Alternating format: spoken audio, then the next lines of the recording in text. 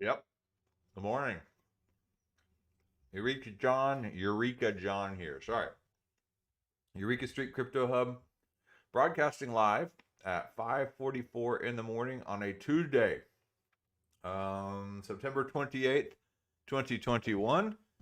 And this is Eureka Street Crypto Hub, and I'm streaming on YouTube live. I've been streaming on Theta TV most of the time up until recently because Theta TV has been having some streaming issues. So I've done a couple episodes on Float.app, and I've been doing YouTube just because it's convenient and easy.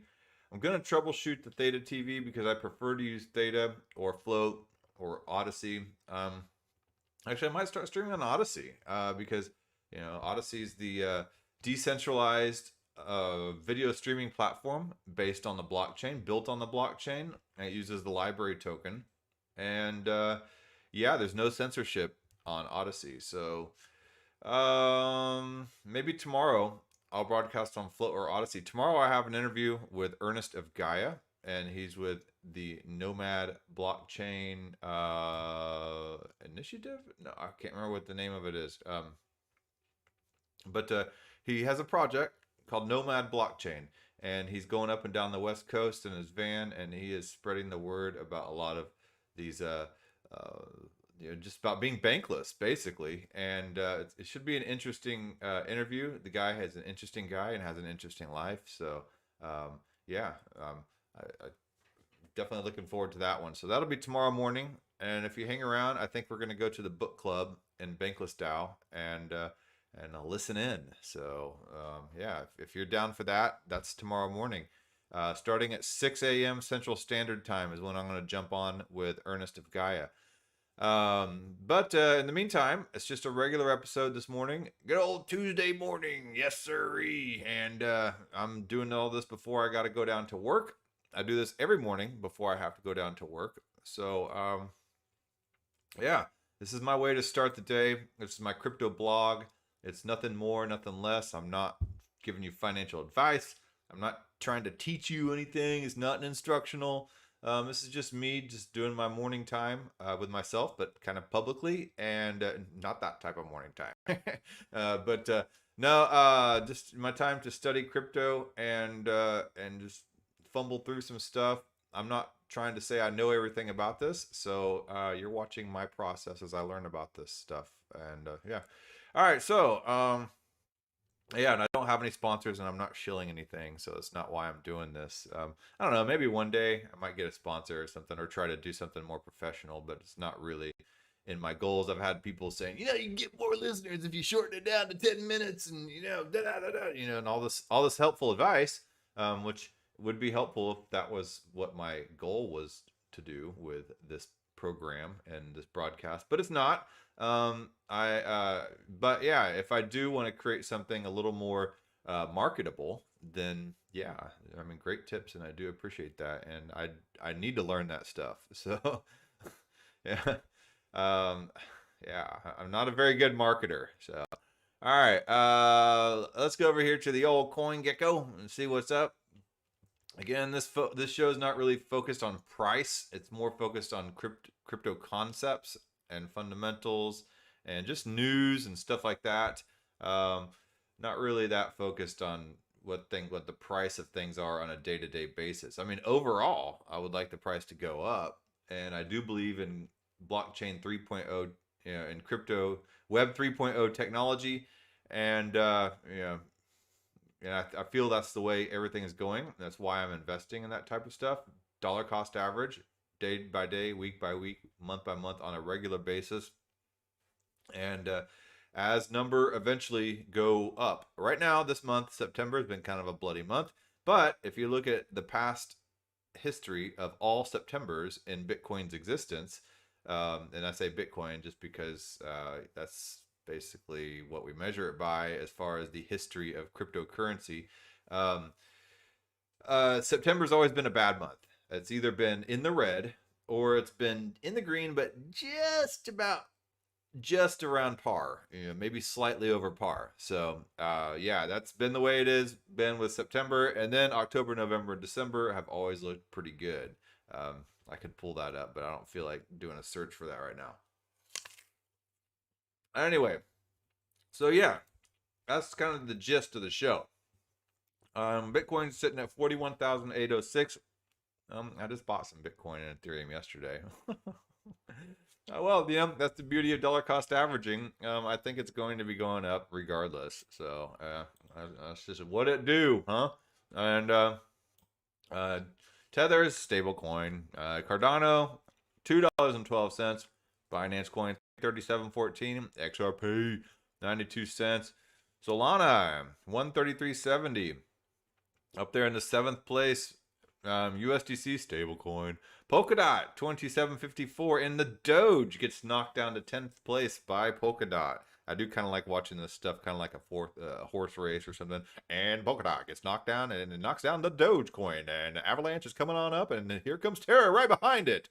And so, yeah, it's interesting to look at this stuff on a day-to-day basis and just kind of see the rankings. Maybe they'll do one of those things where, I've seen these timelines, and these real-time animations of the rankings of like search engines and stuff like that, and top companies, and it shows over time the timeline arrow going down the timeline, and it shows the rankings of all these kind of moving up and down. I think it'd be cool to do one of these over the past 5 years or so of which projects have gone up and down.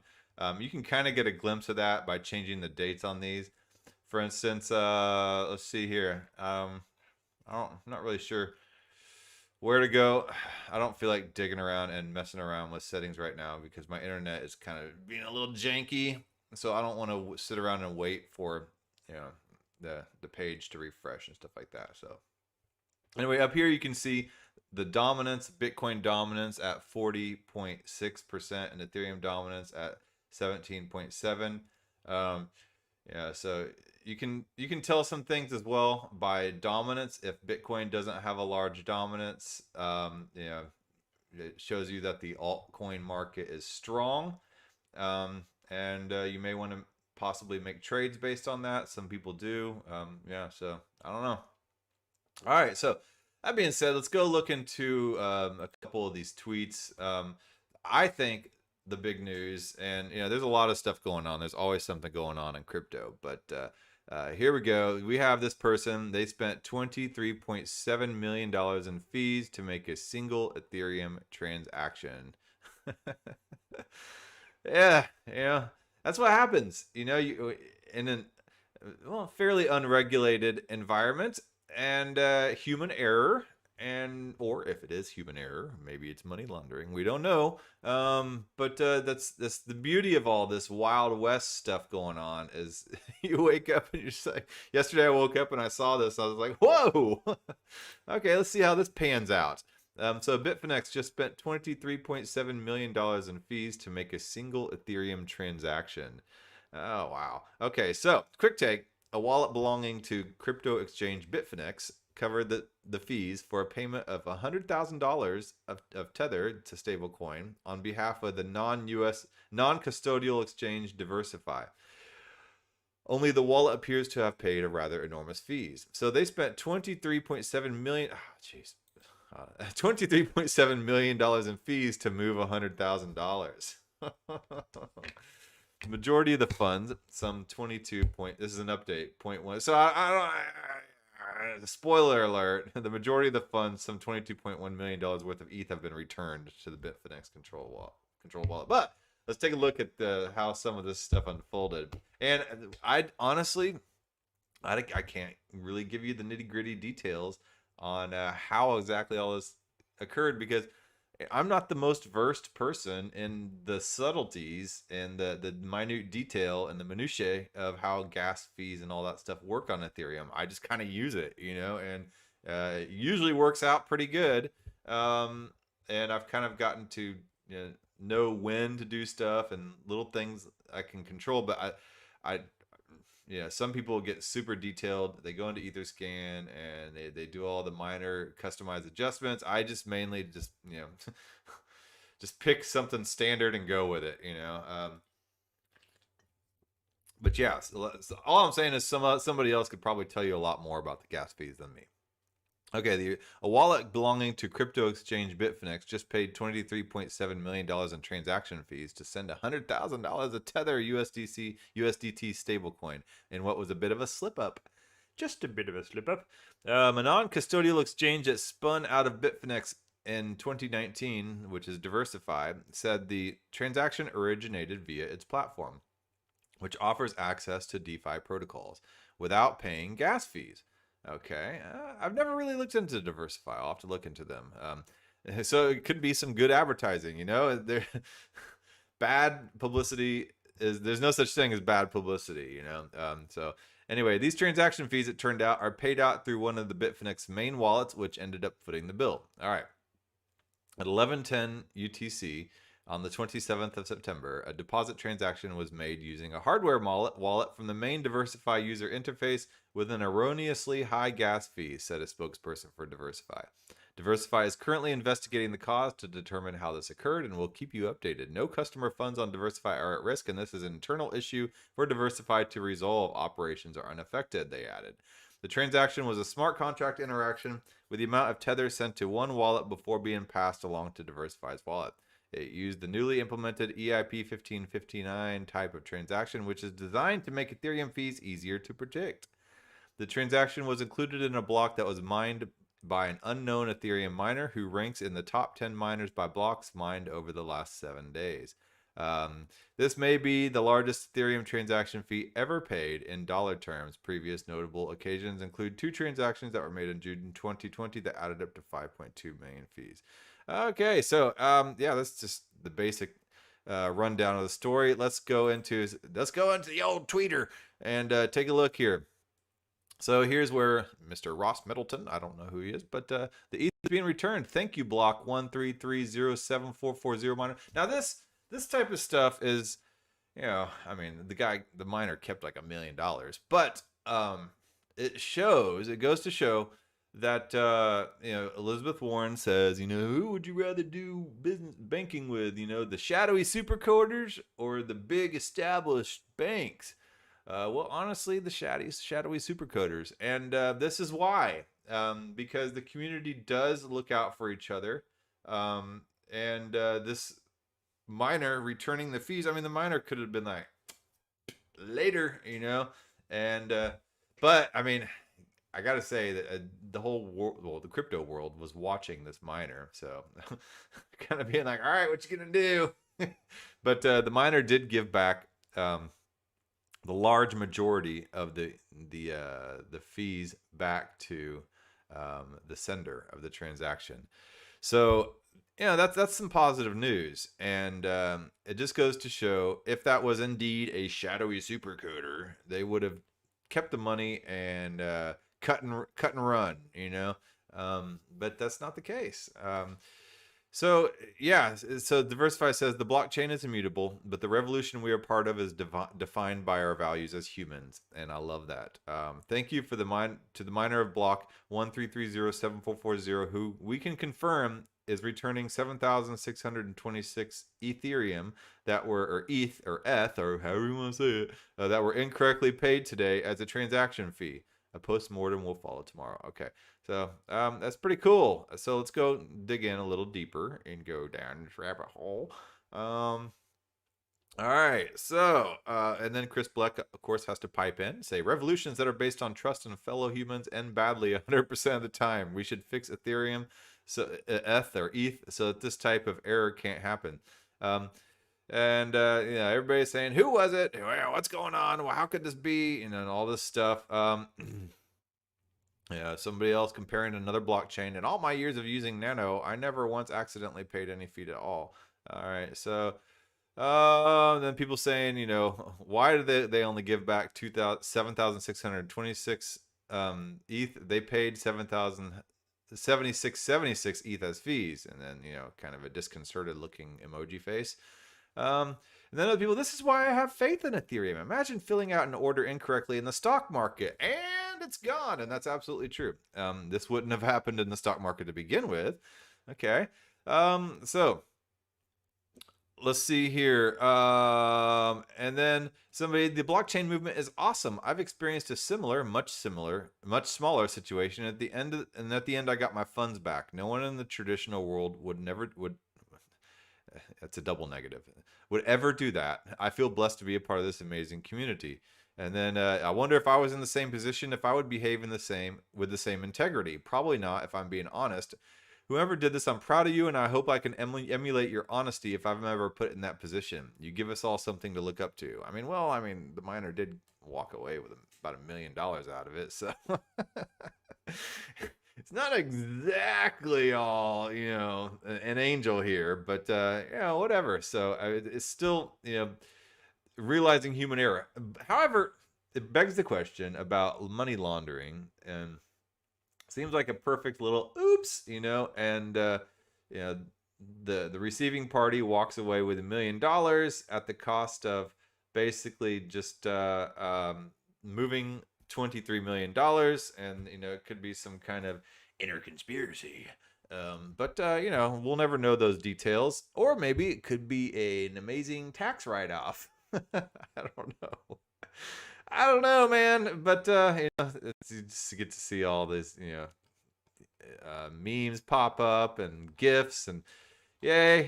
So let's look at, just take a little deeper into this. And okay, so here's Diversify on the 27th of September. Deposit transaction was made using a hardware wallet from the main Diversify user interface with an erroneously high gas fee. Okay.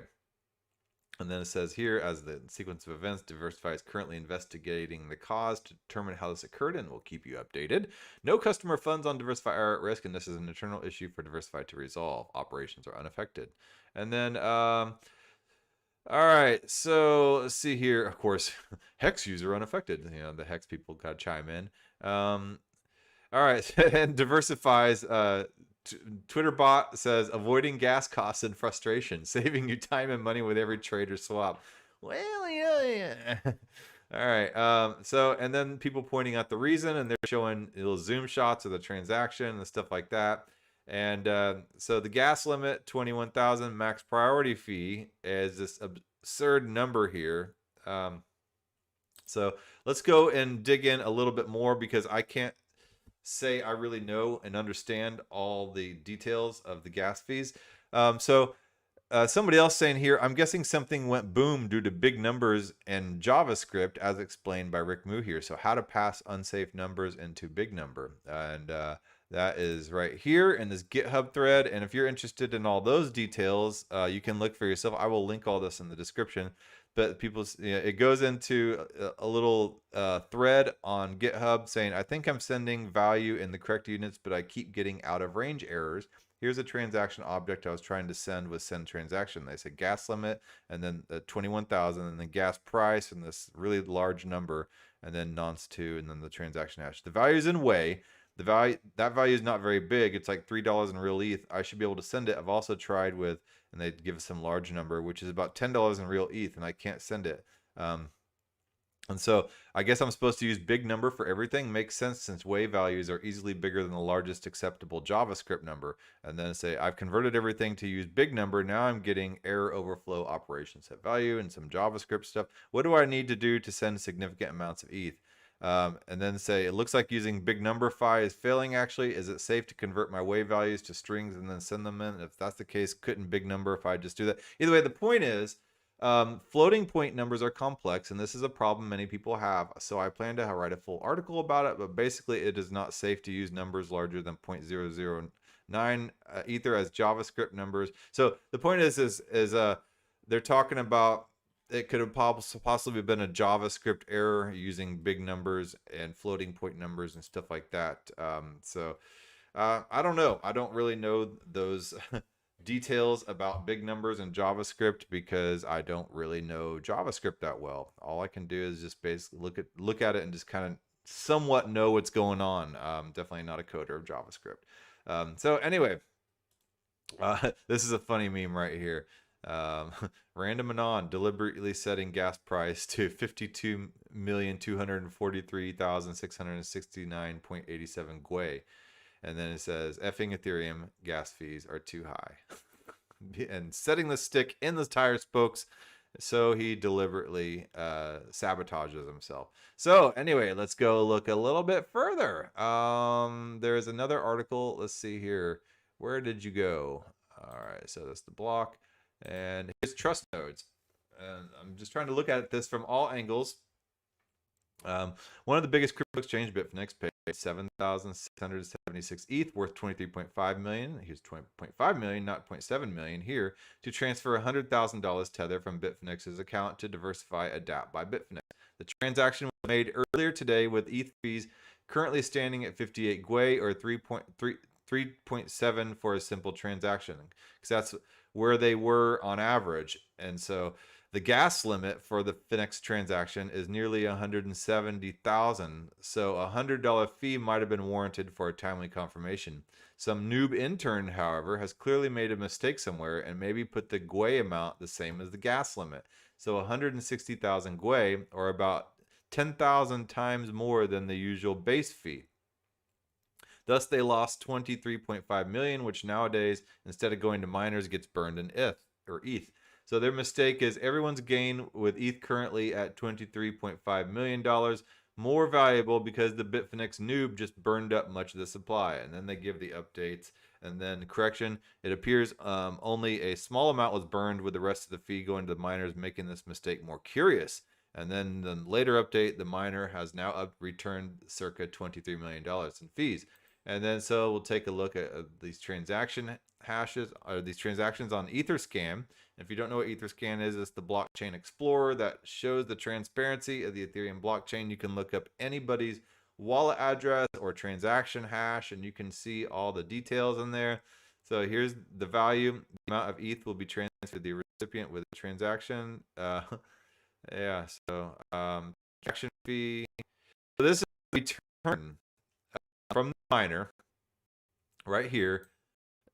Let me make sure all this is visible. Okay, so yeah, so the return of the miner to Bitfinex right here. So they did return 7,385 Ether, and with transaction fee $32.70, and the gas price of 536 Gwei. So yeah, and the Ether price at that point was $2,927.73 ETH. So yeah, that's them returning it. Here's the original transaction that went down on Etherscan. And here it is, transaction fee, 7,676.619 Ether. $22,316 and $622.56. And yeah, the gas price at 0.05 Gwei. So yeah, somebody screwed the pooch, or was money laundering, or some kind of tax deal. I don't know. Anyway, so let's go into Ethereum developer docs and take a look. So what is the gas limit? Gas limit refers to the maximum amount of gas you are willing to consume on a transactions. Here we go. All right. More complicated in transactions involving smart contracts require more computational work, so they require a higher gas limit than a simple payment.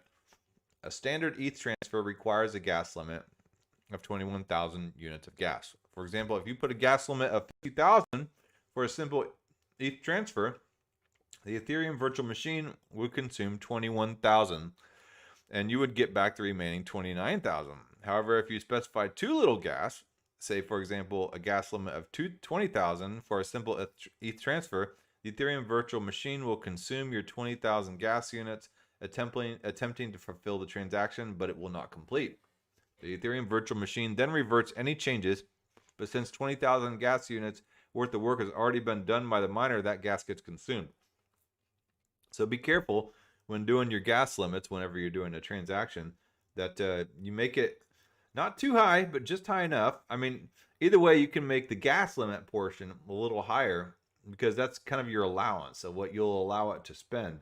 But if you put it too low, then it'll hit that ceiling in times of high traffic, and then the transaction won't go through and it'll burn the gas fees and you won't get that back, and your transaction will fail. And we saw this happen with Stoner Cats. It's an NFT animation that was basically it's a full production animation that was basically financing itself through the sale of its NFTs.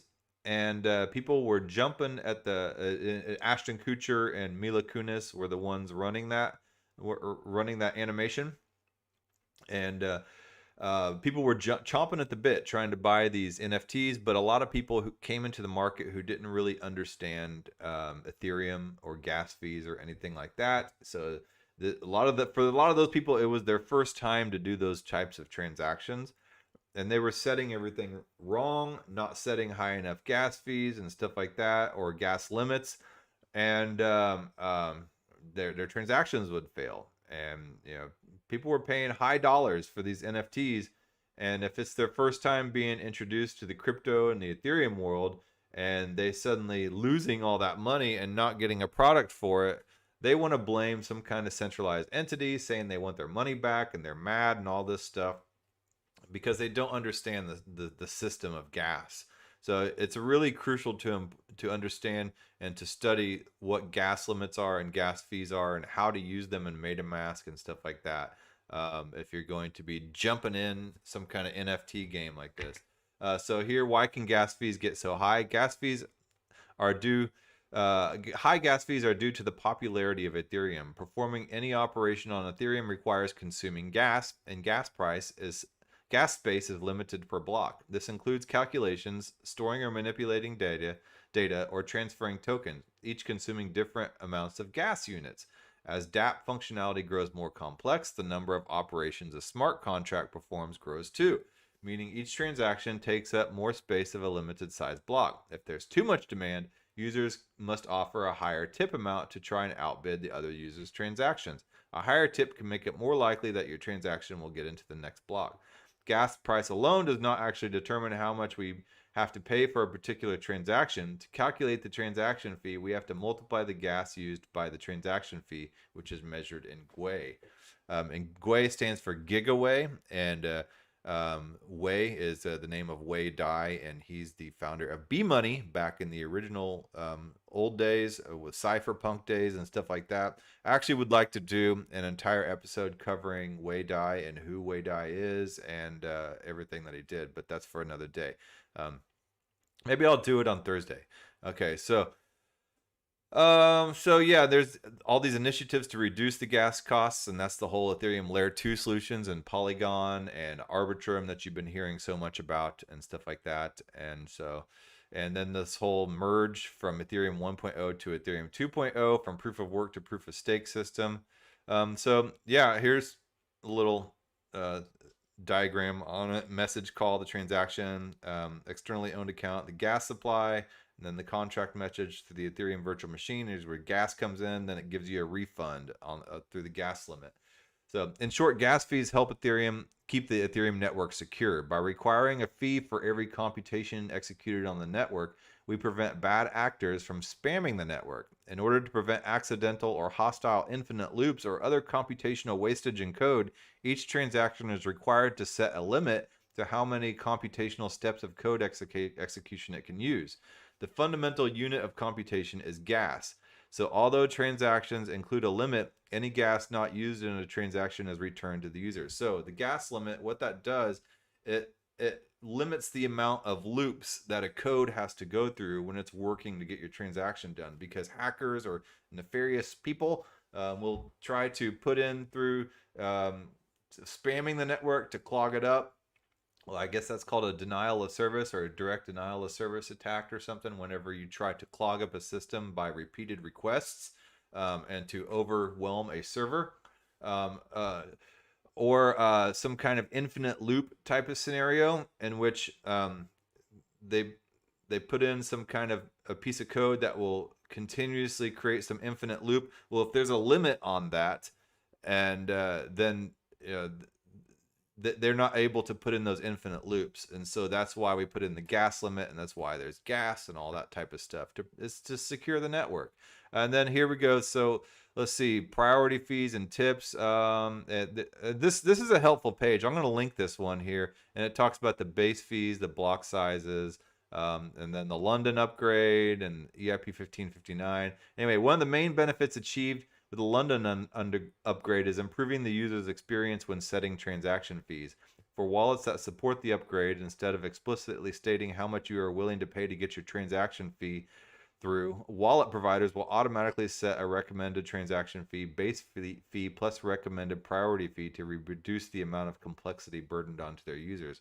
And I generally, just kind of an amateur guy, use whatever is recommended, and I don't try to reinvent the wheel or try to adjust things. Where maybe this Diversify person tried to go in there and do some adjustments, and it was some noob, and I would be considered a noob in that space as well if I were working for them, and I would have probably screwed it up too. So I guess it is the silver lining on the cloud, that the miner is human as well, and we're all humans, and they gave back a huge portion, practically all of it, when they could have been retiring in Bora Bora, sipping on some funny drink with an umbrella in it. So anyway, some positive news for you Tuesday. And, I don't know. I'm not trying to explain how gas fees work. Again, this is not my job on this show to explain this stuff. I'm just kind of sifting through the news and looking at it and giving you my first impressions, and you can do with it what you will. So yeah. Oh man. Okay, I got to get to work. I've been going on 30 minutes. I didn't even know I'd have a 30-minute show today, but that always happens. I just kind of ramble, and I don't know why you guys watch me, honestly. But, yeah. What did it do? I'll be back tomorrow with Ernest, and we'll be talking Ernest's incredible journey up and down the West Coast as he evangelizes the crypto space and the blockchain world and NFTs and DeFi and DAOs to all the public out there, helping to make it palatable and understandable. And because what we're doing, I think, is the future. So, okay, time to go to work. I can do this. One more day. It's Wednesday. I get to work from home tomorrow. Just commute. It's an hour there, hour back. Good thing is I like listening to podcasts. So, all right. Okay. That being said, I'm going to turn on my outro.